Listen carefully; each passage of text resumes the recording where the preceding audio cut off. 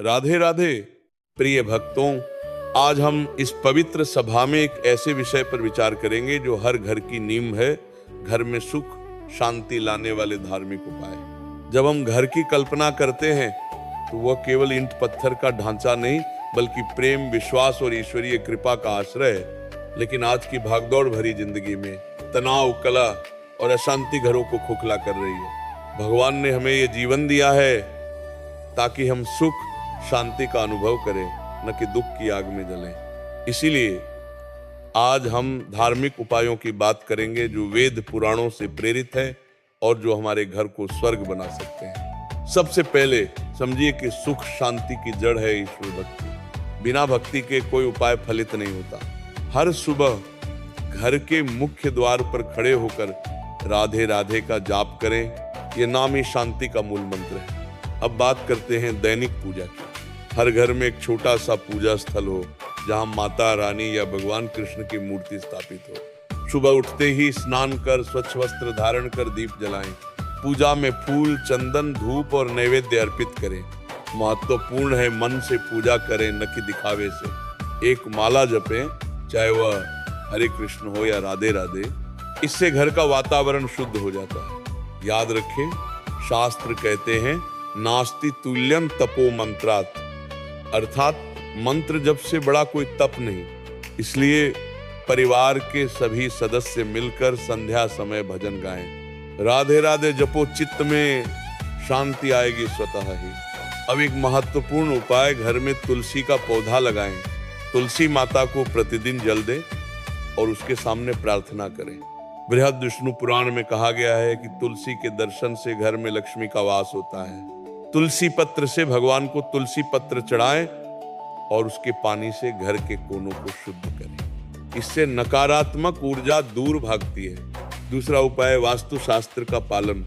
धर्म और वास्तु का मेल ही सुख का द्वार खोलता है। घर का मुख्य द्वार पूर्व या उत्तर मुखी हो ताकि सूर्य की किरणें सकारात्मक ऊर्जा लाएं। पूजा घर उत्तर पूर्व दिशा में रखें। रसोई दक्षिण पूर्व में हो जहां अग्नि देवता प्रसन्न रहें। अगर संभव हो तो वास्तु दोष निवारण के लिए पंडित जी से यज्ञ करवाएं। शास्त्रों में वर्णन है कि वास्तु पुरुष की कृपा से घर में कभी कलह नहीं होता। अब पारिवारिक सुख के लिए हर अमावस्या को पितरों का श्राद्ध करें। पितरों को तर्पण दें, ब्राह्मण भोजन करवाएं। इससे पूर्वज प्रसन्न होते हैं और घर में वंश वृद्धि होती है। एक और सरल उपाय, घर में गंगा जल रखें। हर शनिवार को गंगा जल से पूजा करें। ये जल शुद्धिकरण का प्रतीक है जो घर की नकारात्मकता को धो देता है।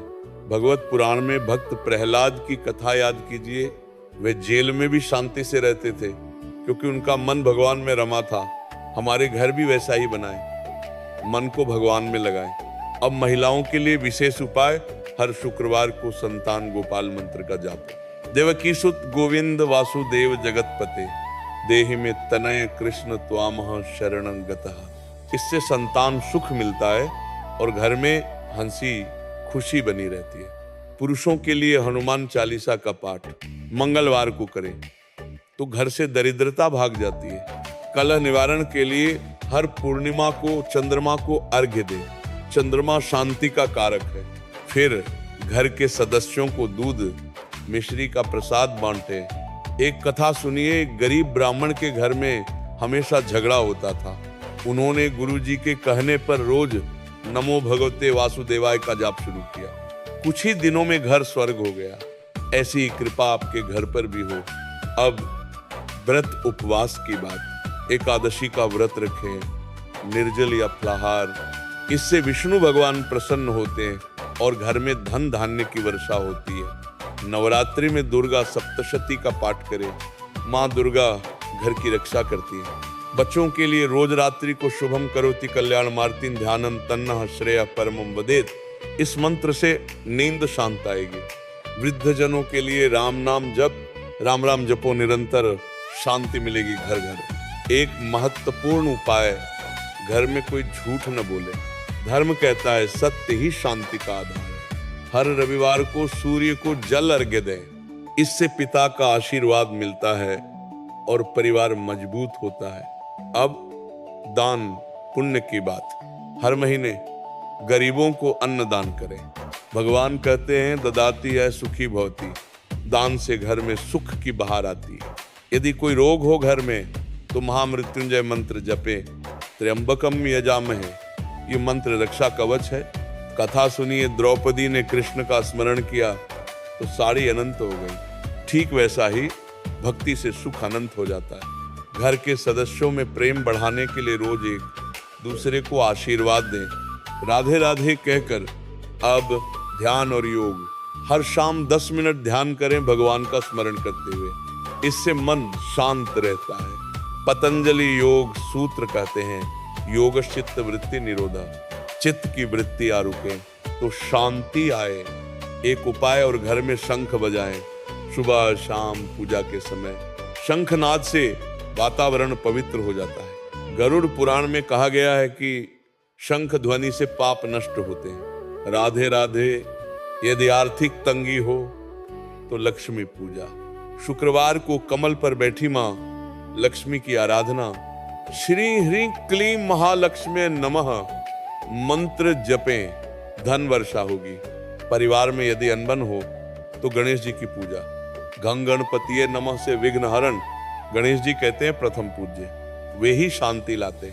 अब पर्यावरण की शुद्धि, घर में नीम की टहनियां लगाएं या नीम का पानी छिड़के, ये रोगों से बचाता है।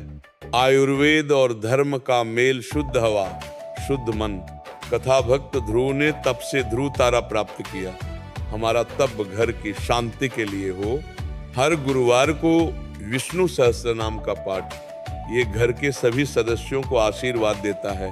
सर्वम विष्णुमय जगत, सब कुछ विष्णुमय। यदि संतान विवाह में बाधा हो तो कात्यायनी पूजा, नवरात्रि में विशेष मां कात्यायनी विवाह सुहाग का वरदान देती है।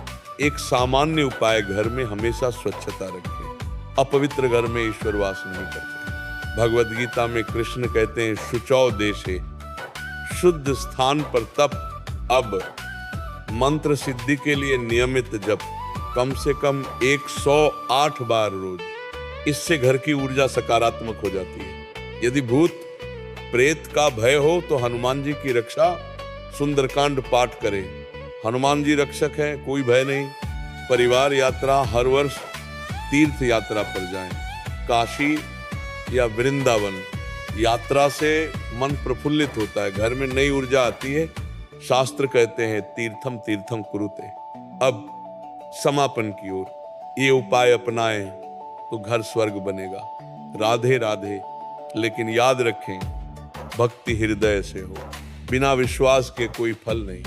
राधे कृष्ण, हमारे घर में सुख शांति बसाओ। जय श्री कृष्ण, जय राधे।